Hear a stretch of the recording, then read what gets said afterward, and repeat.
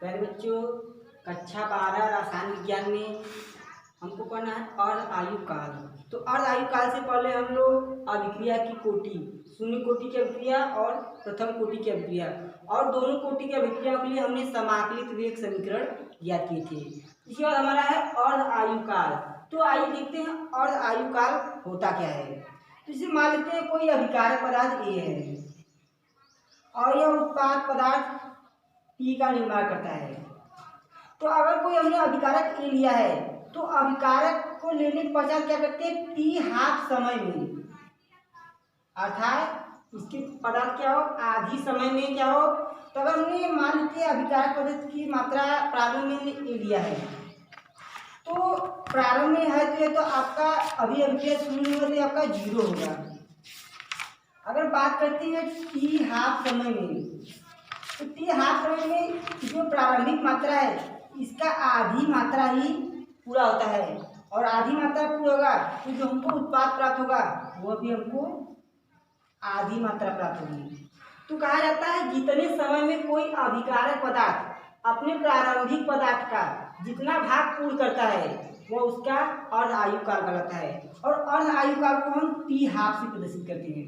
तो देखिए कोई प्रारंभिक मात्रा हमने ले लिया है और टी हाफ समय में प्रारंभिक मात्रा का आधी भाग पूर्ण हो रहा है और आधी भाग हमको कंप्लीट हो रहा है। तो क्या जाता है जितने समय में आपकी क्या प्रारंभिक मात्रा का आधी भाग कंप्लीट होता है उसे अर्ध आयु काल कहते हैं और इसे हम टी से प्रदर्शित करते हैं। तो मान लेते हैं कोई अभिकारक है, आपका अभिकारक और उत्पाद। तो अभिकारक की प्रारंभिक मौलिक संख्या ए प्रारंभ में,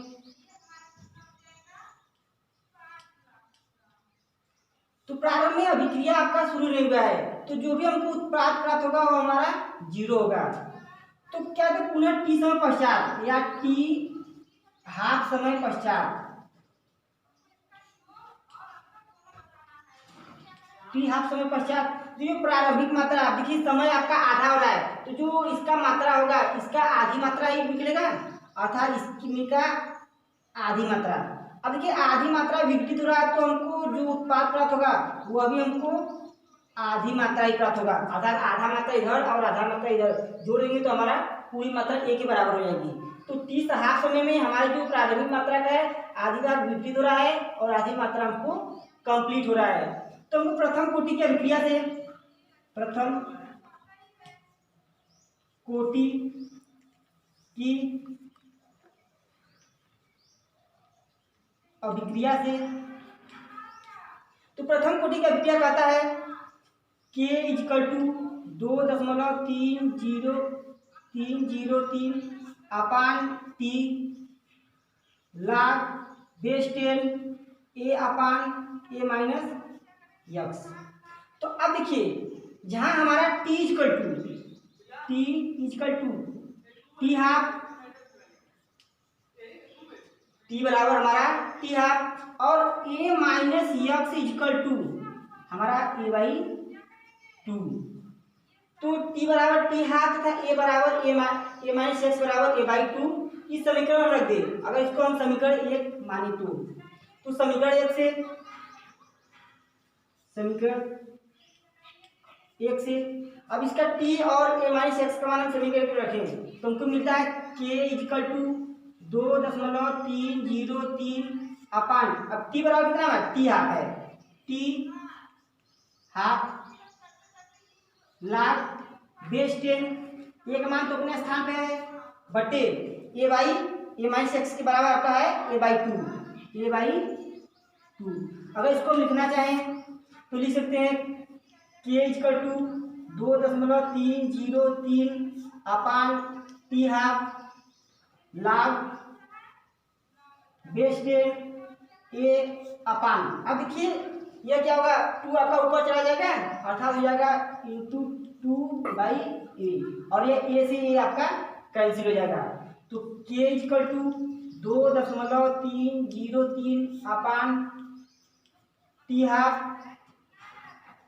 log बेस 10 × 2। तो अब देखिए log 2 का मान हमको यहाँ से ज्ञात होना चाहिए।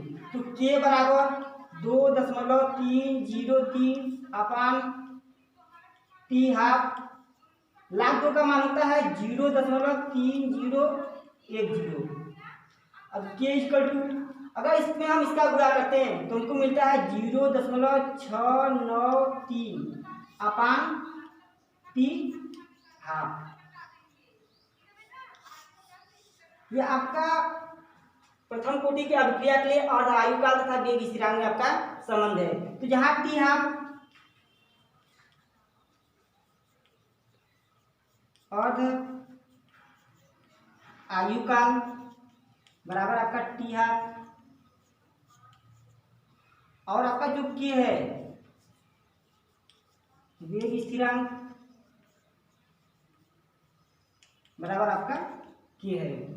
तो ये आपका अर्धायुकाल होता है टी हाफ और वेग स्थिरांक आपका के, जिसमें आपका निम्न प्रकार से संबंध होता है।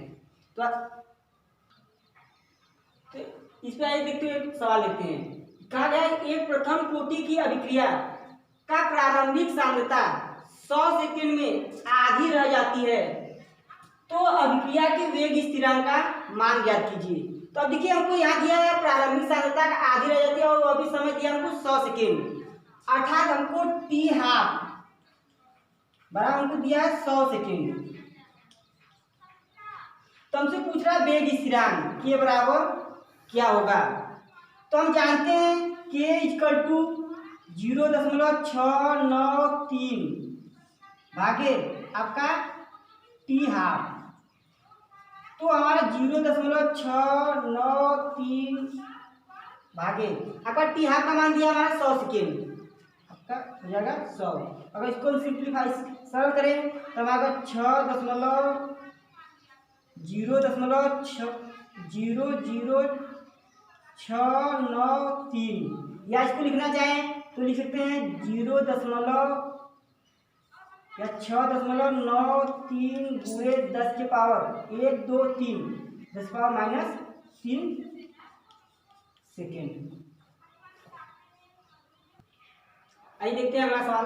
तो कह रहा है एक प्रथम कोटि की अभिक्रिया का 50% भाग 10 मिनट में पूर्ण होता है, तो 80% भाग पूर्ण होने में कितना समय लगेगा।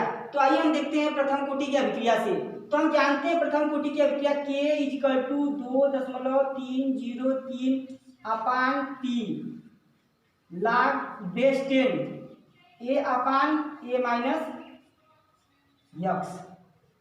अब देखिए हमको कह रहा है कि 50% पूर्ण होने में, अर्थात ए माइनस एक्स बराबर हमारा 50% पूर्ण हो रहा है। तो हमारा अब देखिए समय कितना लग रहा है 10, तो टी बराबर हमारा 10 मिनट लग रहा है, और ए माइनस यक्स बराबर हमारा है 50 और ए बराबर हमारा 100।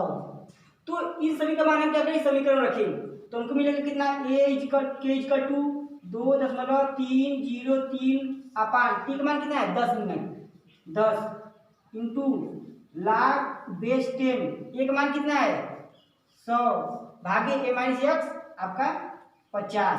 तो हमारा मिलेगा के इक्वल टू 2.303 अपान 10 लाख 50 का 50 दूनी 100, तो लाख 10 इंटू 2। अब लाख 2 का मान हम जानते हैं 0.3010। लाख 2 का मान हम क्या करें, लाख यहाँ पर रख दें तो हमको मिलेगा कितना, के इक्वल टू 2.303 अपान 10 लाख 2 का मान हमको मिलेगा 0.3010।